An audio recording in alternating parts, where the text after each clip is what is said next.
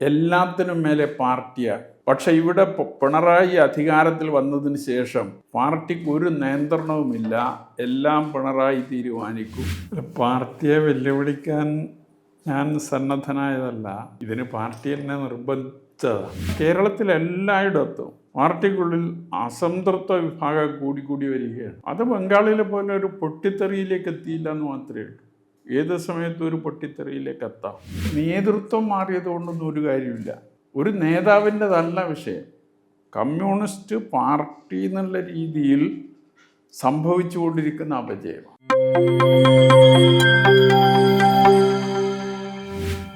കേരളത്തിലെ ഏറ്റവും വലിയ പാർട്ടിയെ പരസ്യമായിട്ട് വെല്ലുവിളിച്ച പാർട്ടിക്കെതിരെ ജനപിന്തുണയോടെ യുദ്ധം ചെയ്ത് പാർട്ടി കോട്ടയിൽ ജയിച്ചിട്ട് നിൽക്കുകയാണ്. എന്ത് തോന്നുന്നു? പാർട്ടിയെ വെല്ലുവിളിക്കാൻ ഞാൻ സന്നദ്ധനായതല്ല, ഇതിന് പാർട്ടി എന്നെ നിർബന്ധിച്ചതാണ്. ഞാനിങ്ങനൊരു മത്സരിക്കാനേ ഉദ്ദേശിച്ചതായിരുന്നില്ല. പാർട്ടി മറ്റൊരാളെയാണ് സ്ഥാനാർത്ഥിയാക്കിയിരുന്നതെങ്കിൽ ഞാൻ മത്സരരംഗത്ത് വരുമായിരുന്നില്ല. ഞാനിതിനു മുമ്പ് ഒരു തെരഞ്ഞെടുപ്പിലും തദ്ദേശ തെരഞ്ഞെടുപ്പിലും മത്സരിച്ചിട്ടില്ല. അപ്പോൾ ഞാൻ പാർട്ടിക്കകത്ത് പാർട്ടിയുടെ അപജയത്തിനെതിരായി ഒരു പോരാട്ടം ഉയർത്തിക്കൊണ്ടുവന്നു. 5 വർഷക്കാലം തുടർന്നു. പക്ഷേ പാർട്ടിയിൽ നിന്ന് നീതി ലഭിച്ചില്ല എന്നതുകൊണ്ട് അത് ജനങ്ങളോട് പരസ്യമായി പറയാൻ നിർബന്ധിതമായി. അപ്പോൾ അതിനൊരു പുസ്തകം എഴുതി പ്രസിദ്ധീകരിച്ചു. അപ്പം അതിൻ്റെ പ്രൊമോഷൻ്റെ ഭാഗമായി ഒരു ഇൻ്റർവ്യൂ മാധ്യമത്തിന് നൽകി. അതോടുകൂടിയാണ് എന്നെ പാർട്ടിയിൽ നിന്ന് പുറത്താക്കുന്നത്. പുറത്താക്കിയ ശേഷം തെരഞ്ഞെടുപ്പ് വരുമ്പോഴും ഇയാളല്ല മറ്റൊരാളാണ് സ്ഥാനാർത്ഥിയെങ്കിൽ ഞാൻ മത്സരിക്കില്ല എന്ന് നേതാക്കന്മാർക്ക് വിവരം ലഭിക്കത്തക്ക രീതിയിൽ ഞാൻ പലരോടും പറഞ്ഞിരുന്നു. പക്ഷെ ഇയാളെ തന്നെയാണ് സ്ഥാനാർത്ഥിയാക്കിയത്. അത് ജനങ്ങളോടുള്ള ഒരു വെല്ലുവിളിയാണ് എന്ന ഒരു അഭിപ്രായത്തിലാണ് ഞാൻ എത്തിച്ചേർന്നത്. അതുകൊണ്ടാണ് സ്വതന്ത്രമായി മത്സരിക്കാൻ തീരുമാനിച്ചത്. അതൊരു പ്രതിഷേധത്തിൻ്റെ അല്ലെങ്കിൽ ഒരു സമരത്തിൻ്റെ ഭാഗമായിരുന്നു. അതല്ലാതെ ജയിക്കുമെന്നോ ഒന്നുമുള്ള ധാരണയിലല്ല. കാരണം അങ്ങനെ ജയിക്കാൻ സാധിക്കുന്ന ഒരു മണ്ഡലമല്ല അത്. CPM ഒഴികെയുള്ള എല്ലാ രാഷ്ട്രീയ പാർട്ടികളും യോജിച്ചാലും CPM ഒറ്റയ്ക്ക് ജയിക്കാൻ സാധിക്കുന്ന മണ്ഡലമാണ് പയ്യന്നൂർ. കഴിഞ്ഞ തവണ 1,00,000 വോട്ടിൻ്റെ ഭൂരിപക്ഷത്തിനാണ് CPM ജയിച്ചത്. ഒരു നിയമസഭാ മണ്ഡലത്തിൽ ഈ 1,00,000 വോട്ട് മറികടന്ന് ജയിക്കുക എന്ന് പറയുന്നത് സാധാരണ നിലയിൽ അസാധ്യമായൊരു കാര്യമാണ്. പ്രതിഷേധം പ്രകടിപ്പിക്കുക, ഭൂരിപക്ഷം കുറയ്ക്കുക എന്നത് മാത്രമായിരുന്നു എൻ്റെ ലക്ഷ്യം. പക്ഷെ ഒരു പ്രതീക്ഷ ഉണ്ടായിരുന്നു. ഞാൻ പാർട്ടിക്കുള്ളിൽ ഉയർത്തിക്കൊണ്ടുവന്ന വിഷയങ്ങൾ സത്യമാണ് എന്ന് ബോധ്യമുള്ള വലിയ വിഭാഗം ആളുകളുണ്ടായിരുന്നു. പാർട്ടിക്കകത്ത് തന്നെ അന്നുകൊണ്ട് ഇന്നുമുണ്ട്. അപ്പോൾ അവരുടെ വോട്ടുകൾ ലഭിക്കും എന്ന പ്രതീക്ഷ ഉണ്ടായിരുന്നു. അതുകൊണ്ടാണ് ഭൂരിപക്ഷം കുറക്കാൻ സാധിക്കും എന്ന ഒരു പ്രതീക്ഷയിൽ മത്സരരംഗത്തേക്ക് വന്നത്. പാർട്ടിയെ വെല്ലുവിളിക്കണം എന്നുള്ള ഒരാഗ്രഹവും ഉണ്ടായിരുന്നില്ല. പക്ഷെ പാർട്ടി തെറ്റിലേക്കാണ് പോകുന്നത് എന്നും ആ തെറ്റ് തിരുത്തിയാൽ മാത്രമേ നിലനിൽക്കാൻ സാധിക്കൂ എന്നുള്ള ബോധ്യത്തിൻ്റെ അടിസ്ഥാനത്തിലാണ് ഞാൻ ഈ പോരാട്ടം നടത്തിയത്. ഞാൻ എൻ്റെ പുസ്തകത്തിൽ സൂചിപ്പിച്ച ഒരു കാര്യം തിരുത്തുന്നില്ലെങ്കിൽ ബംഗാൾ കേരളത്തിലും ആവർത്തിക്കും എന്നതാണ്. കാരണം കേരളത്തിൽ എല്ലായിടത്തും പാർട്ടിക്കുള്ളിൽ അസംതൃപ്ത വിഭാഗം കൂടി വരികയാണ്. അത് ബംഗാളിലെ പോലെ ഒരു പൊട്ടിത്തെറിയിലേക്ക് എത്തിയില്ല എന്ന് മാത്രമേ ഉള്ളൂ. ഏത് സമയത്തും ഒരു പൊട്ടിത്തെറിയിലേക്ക് എത്താം. ഇതിനു മുമ്പ് ഒരിക്കലും കേരളത്തിലെ പാർട്ടിയിൽ കാണാത്ത വിധത്തിലാണ് ഈ തെരഞ്ഞെടുപ്പിൽ നേതൃസ്ഥാനത്തുള്ളവർ പാർട്ടിയെ വെല്ലുവിളിച്ച് മത്സരിക്കാൻ സന്നദ്ധമായത്. ഇപ്പോൾ സംസ്ഥാന കമ്മിറ്റി അംഗമായിരുന്ന ജി സുധാകർ, ജില്ലാ സെക്രട്ടേറിയറ്റ് മെമ്പറായിരുന്ന ടി കെ ഗോവിന്ദ മാസ്റ്റർ, ഇതുപോലെ ഒട്ടേറെ ആളുകൾ. ഇതിനു മുമ്പ് കേരളത്തിലെ പാർട്ടിക്ക് അകത്ത് ഉണ്ടാകാതിരുന്ന ഒരു കാര്യമാണ്. ഈ പാർട്ടിയിലെ സാധാരണ ജനങ്ങൾ, മെമ്പർമാർ, കമ്മിറ്റി അംഗങ്ങൾ ഭയം കൊണ്ടൊന്നും പറയാൻ സന്നദ്ധമാകാത്തൊരവസ്ഥ ഇപ്പം നിലവിലുണ്ട്. ആ ഭയം അകറ്റാൻ ഈ സ്ഥാനാർത്ഥിത്വവും ഈ മത്സരവും പ്രയോജനപ്പെട്ടു എന്നാണ് ഞാൻ കരുതുന്നത്. കാരണം അതിശക്തമായ രീതിയിൽ പ്രതികരിക്കുന്നതിന് വേണ്ടി, നേരത്തെ ഒറ്റപ്പെട്ട രീതിയിലായിരുന്നുവെങ്കിൽ ഇപ്പോൾ അതിശക്തമായി ഈ തെരഞ്ഞെടുപ്പ് പരാജയ കാരണത്തെ സംബന്ധിച്ച് അതിശക്തമായ വിമർശനങ്ങളാണ് പാർട്ടി കമ്മിറ്റികളിലെല്ലാം ഇപ്പോൾ ഉയർന്നു വന്നുകൊണ്ടിരിക്കുന്നത്.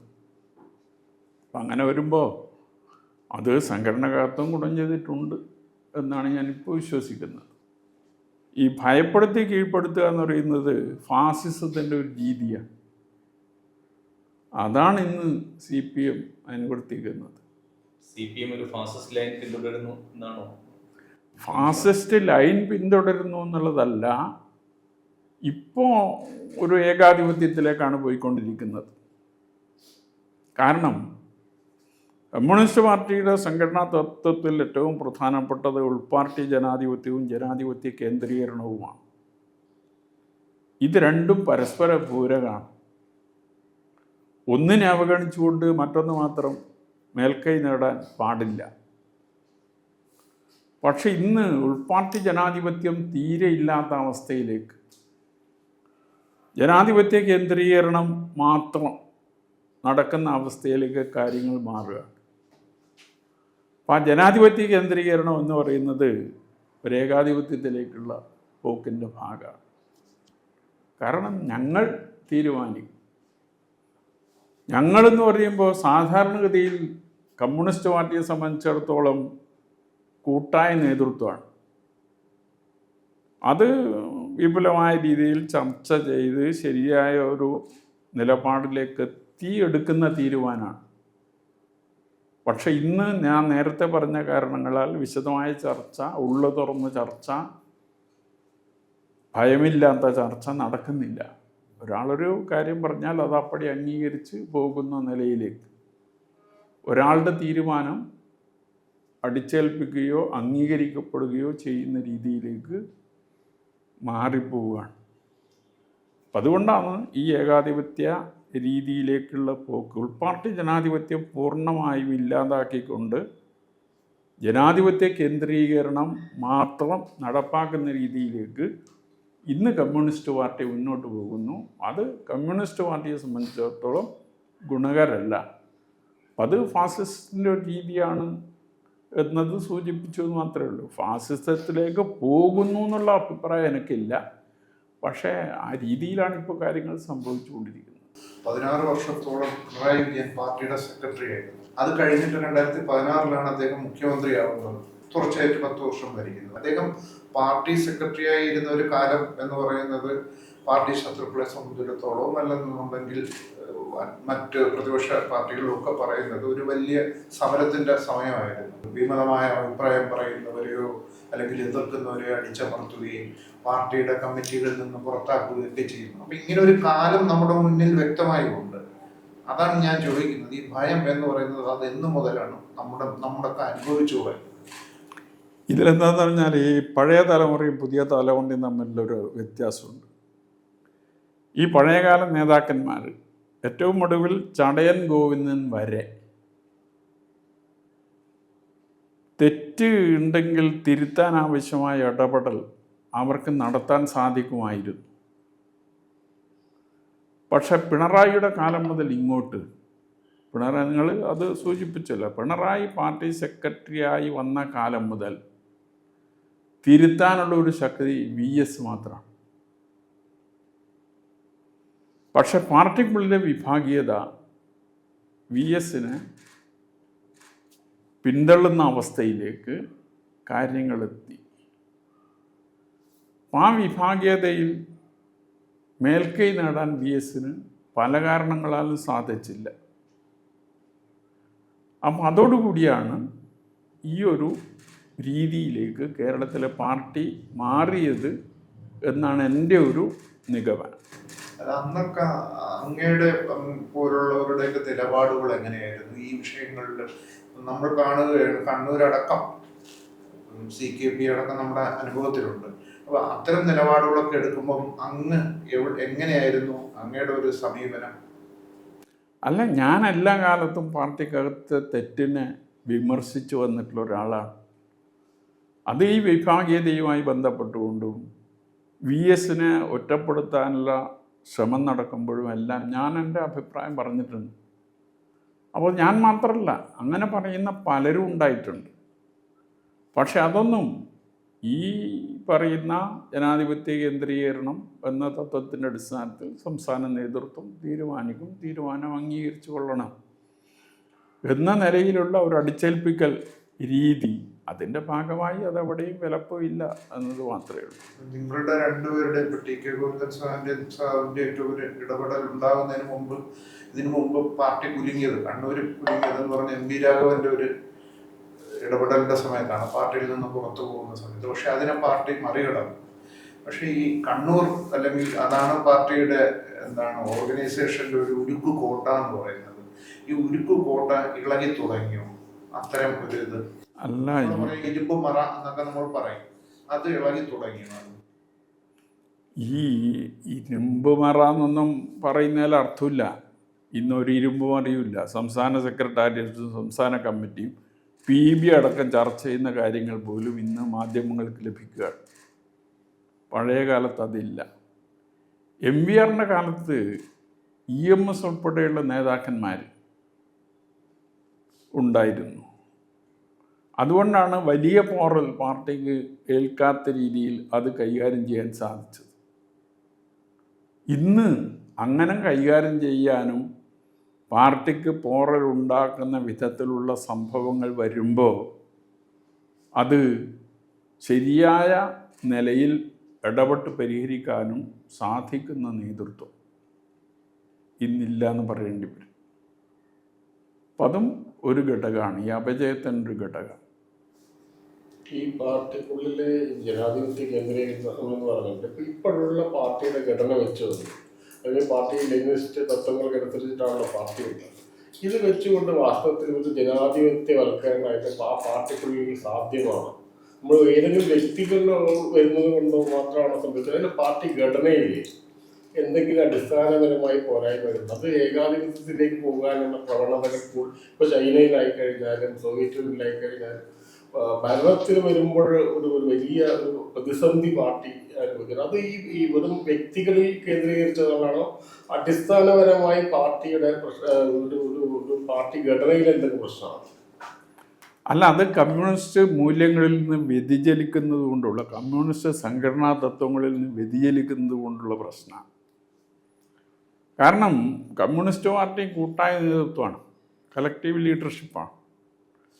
അപ്പോൾ കമ്മിറ്റികൾ ഒരു ഗൗരവമായ ചർച്ച നടത്തി, ഭയരഹിതമായ ചർച്ച നടത്തി, മറ്റ് താല്പര്യങ്ങളൊന്നുമില്ലാത്ത വിധത്തിൽ പ്രശ്നങ്ങളെ സമീപിക്കുന്ന ഒരു രീതി അവലംബിച്ച് ആ ചർച്ചയുടെ ഭാഗമായി ഉരുത്തിരിഞ്ഞു വരുന്ന അഭിപ്രായങ്ങളിൽ ശരിയേത് തെറ്റേത് എന്ന് വിലയിരുത്തി മുന്നോട്ട് പോകാൻ സാധിച്ചാൽ ഈ വിഷയങ്ങൾ ഉണ്ടാകില്ല. പക്ഷെ ശരിയേത് തെറ്റേത് എന്ന് വിലയിരുത്തി നിലപാടെടുക്കുന്നതിന് പകരം വ്യക്തി താല്പര്യങ്ങളുടെ അടിസ്ഥാനത്തിൽ തീരുമാനമെടുക്കുന്ന നിലയിലേക്ക് കാര്യങ്ങൾ വരിക, അതാണ് ഈ പാർട്ടിക്ക് സംഭവിച്ചു കൊണ്ടിരിക്കുന്ന അപജയങ്ങൾ. അത് കൂടുതൽ കൂടുതൽ തെറ്റിലേക്ക് പോയിക്കൊണ്ടിരിക്കുന്ന ഒന്നാണ്. അതുകൊണ്ട് നേതൃത്വം മാറിയത് കൊണ്ടൊന്നും ഒരു കാര്യമില്ല. ഒരു നേതാവിൻ്റെതല്ല വിഷയം, കമ്മ്യൂണിസ്റ്റ് പാർട്ടി എന്നുള്ള രീതിയിൽ സംഭവിച്ചു കൊണ്ടിരിക്കുന്ന അപജയമാണ്. അത് തിരുത്താൻ ആരെന്നുള്ളത് വളരെ ഗൗരവമായ വിഷയം തന്നെയാണ്. പക്ഷേ ഈ അങ്ങ് പറയുമ്പോഴും TK ഗോവിന്ദൻ പറയുമ്പോഴും പിന്നെ പാർട്ടിക്ക് പുറത്ത് നിൽക്കുന്ന ഒരു വിഭാഗമൊക്കെ സംസാരിക്കുന്ന കേൾക്കുമ്പോൾ ഈ ശരിയായ ഒരു പാർട്ടി തെറ്റായ കുറേ വ്യക്തികളുടെ കയ്യിലേക്ക് ചെന്നു വിട്ടു പാർട്ടി എന്ന് പറയുന്നത് അവിടെ ശരിയായ ഒരു രൂപമായിട്ട് നിൽപ്പുണ്ട്. പാർട്ടി ഇതാരോ ഒക്കെ വഴി തെളിച്ച് തെറ്റായ വഴിയിലേക്ക് കൊണ്ടുപോകുന്നു എന്ന് പറയുന്നു. അങ്ങനെ ഒരു നിലപാട് ശരിയാണോ? അങ്ങനെ നമുക്ക് പറയാൻ കഴിയും? അങ്ങനെ ഒരു നിലപാട് ശരിയല്ല, പക്ഷെ സംഭവിച്ചുകൊണ്ടിരിക്കുന്ന അതാണ്. പക്ഷെ പാർട്ടിക്ക് തന്നെ ആ തരത്തിൽ ഒറ്റ ഉദാഹരണം ഞാൻ പറയാം. എല്ലാത്തിനും മേലെ പാർട്ടിയാണ്. പക്ഷെ ഇവിടെ പിണറായി അധികാരത്തിൽ വന്നതിന് ശേഷം പാർട്ടിക്ക് ഒരു നിയന്ത്രണവുമില്ല, എല്ലാം പിണറായി തീരുമാനിക്കും എന്ന അവസ്ഥയിലേക്ക് കാര്യങ്ങൾ മാറി. മുഖ്യമന്ത്രിക്കും മുകളിലാണ് പാർട്ടി സെക്രട്ടറി, കമ്മ്യൂണിസ്റ്റ് പാർട്ടിയുടെ. ഗവൺമെൻറ്റിന് തെറ്റ് സംഭവിക്കുമ്പോൾ പാർട്ടി ഇടപെട്ട് തിരുത്തേണ്ടതാണ്. പാർട്ടിക്കല്ലാതെ അതിലിടപെട്ട് തിരുത്തിക്കാൻ കഴിയില്ല. പഴയ കാലത്ത് ആ നിലയിലുണ്ടായിരുന്നു, പക്ഷെ ഇപ്പോൾ അതല്ല. എൻ്റെ സംശയം അതാണ്. ആ. ഈ പിണറായി വിജയൻ എന്ന് പറയുന്ന ഒരു തടസ്സം മാറിയാൽ CPM രക്ഷപ്പെടുമോ? ഇല്ല, ഒരു വ്യക്തിയല്ല പ്രശ്നം. അത്തരത്തിലേക്ക് ആളുകൾ മാറിക്കൊണ്ടിരിക്കുകയാണ്. അത് പിണറായിയുടെ ഒരു കുഴപ്പം കൊണ്ട് മാത്രമല്ല. അവിടെ ഒരാൾ അധികാരത്തിൻ്റെ നേതൃസ്ഥാനത്തേക്ക് വരുമ്പോൾ അയാളെ നിയന്ത്രിക്കാനുള്ള അധികാരം ഞങ്ങൾക്കുണ്ട് എന്ന് പാർട്ടി നേതൃത്വത്തിലുള്ള സഖാക്കൾക്ക് തോന്നണ്ടേ? അങ്ങനെ തോന്നിയാൽ മാത്രമല്ലേ തിരുത്തിക്കാൻ കഴിയൂ. അവർക്കും അങ്ങനെ തോന്നുന്നില്ല. ഞങ്ങൾ പറഞ്ഞതിൽ തന്നെ എൻ്റെ ഒരു മറുപടി ഉണ്ട്. അതായത് വ്യക്തി കേന്ദ്രീകൃതമാകുന്നു, അല്ലെങ്കിൽ നേരത്തെ പറഞ്ഞ ഭയം വരുന്നത്, അപജയം പിണറായിയെ ചുറ്റിപ്പറ്റിയാണ്. നമുക്ക് എല്ലാവർക്കും അറിയാം പിണറായി എന്ന ഒരു ഒറ്റ വ്യക്തിയെ കുറിച്ചാണ് പറയുന്നത്. പക്ഷെ താങ്കൾ തന്നെ പറയുന്നത് പിണറായി മാറിയാൽ പാർട്ടി മാറുകയുണ്ട്. പിണറായി മാത്രമല്ല പ്രശ്നം അല്ലേ? അല്ല, പിണറായി മാറി പുതിയൊരാൾ വന്നാലും അത് ഇങ്ങനെ ആയിരിക്കില്ല എന്നുള്ളതിന് എന്താ തെളിവ്? എന്താ നമുക്ക് പറയാൻ പറ്റുക? പിണറായി മാറി ഈ പുതിയൊരാൾ വരുമ്പോൾ ഈ പാർട്ടി രീതിയിൽ വന്ന മാറ്റം ഇനി അങ്ങോട്ട് പുതുതായി വരുന്ന ആളുകളിലും പ്രതിഫലിക്കും. അത് ഏതെങ്കിലും ഒരു വ്യക്തി എന്നുള്ള നിലയിലേ അല്ല. പാർട്ടി ഇപ്പോൾ ഈ നിലയിൽ മാറിയിരിക്കുന്നു. ഇനി അങ്ങനെ ഈ പാർട്ടി പോകും. പാർട്ടി ഓർഗനൈസേഷനിൽ വന്ന അപജയമാണ്. ആ അപജയത്തിൽ നേരത്തെ പ്രശാന്ത് പറഞ്ഞ ചോദ്യത്തിലേക്കാണ് ഞാൻ വരുന്നത്. നമ്മൾ ഈ ജനാധിപത്യ കേന്ദ്രീകരണവും പിന്നെ അതുപോലെ തന്നെ ലെനിനിസ്റ്റ് തത്വങ്ങളും എന്ന് പറയുന്നതാണ് ഇത്തരം രീതിയിലേക്ക് വളച്ചൊടിച്ചും ഒക്കെ കൊണ്ടുപോകുന്നത്. മറിച്ച് കേരളത്തിലെയും ഇന്ത്യയിലെയും ഇന്നത്തെ സാഹചര്യത്തിൽ ഈ കമ്മ്യൂണിസ്റ്റ് പാർട്ടി അല്ലെങ്കിൽ ജനാധിപത്യ കേന്ദ്രീകരണം അതൊരു വെറും കേന്ദ്രീകരണം അതിലേക്ക് മാത്രമായി ചുരുങ്ങുന്ന ഒരു സമയത്ത് ഒരു സോഷ്യലിസ്റ്റ് പാർട്ടി എന്നുള്ള നിലയിലേക്കല്ലേ ഇത്തരം പാർട്ടികളെല്ലാം മാറേണ്ടത്? അതിന് കൂടുതൽ ജനാധിപത്യവും കൂടുതൽ തുറന്ന വാതിലുകളും ചിന്തിക്കാനുള്ള അവസരവും ഒരുപാട് പേരെ ഉൾക്കൊള്ളാൻ കഴിയുന്ന രീതിയിൽ വരാൻ അതല്ലേ നല്ലത് കുറച്ചുകൂടി? അല്ല, കമ്മ്യൂണിസ്റ്റ് പാർട്ടി കാലത്തിനനുസരിച്ച് മാറണം എന്ന് പറയുന്നതിൽ ഒരു തെറ്റുമില്ല. കാരണം മാർക്സ് തന്നെ പറഞ്ഞത് എല്ലാം മാറ്റത്തിന് വിധേയമാണ് എന്ന് തന്നെയാണ്. പക്ഷേ കമ്മ്യൂണിസ്റ്റ് മൂല്യങ്ങൾ ഉയർത്തിപ്പിടിക്കാതെ ആ പാർട്ടിക്ക് മുന്നോട്ട് പോകാൻ കഴിയില്ല. ആ സംഘടനാ തത്വങ്ങളിൽ എന്തെങ്കിലും ഭേദഗതി വരുത്തേണ്ടതുണ്ട് എങ്കിൽ പാർട്ടി അതിൻ്റെ സമ്മേളനമോ പ്ലീനമോ വിളിച്ച് ചർച്ച ചെയ്ത് മാറ്റം വരുത്തുകയല്ലാതെ ഒരു വ്യക്തിയുടെ നിർദ്ദേശത്തിൻ്റെ അടിസ്ഥാനത്തിൽ മാറ്റം വരുത്തേണ്ടതല്ല. പക്ഷെ കാലത്തിനനുസരിച്ചുള്ള മാറ്റം സ്വാഭാവികമായും കമ്മ്യൂണിസ്റ്റ് പാർട്ടിക്കകത്തും വരും. അപ്പം അതെല്ലാത്തിലും വരും. പക്ഷെ ഇന്ന് ഈ മാറ്റം എന്ന് പറയുന്നത് തെറ്റിലേക്കാണ് പോയിക്കൊണ്ടിരിക്കുന്നത് എന്നതാണ് എൻ്റെ വിമർശനം.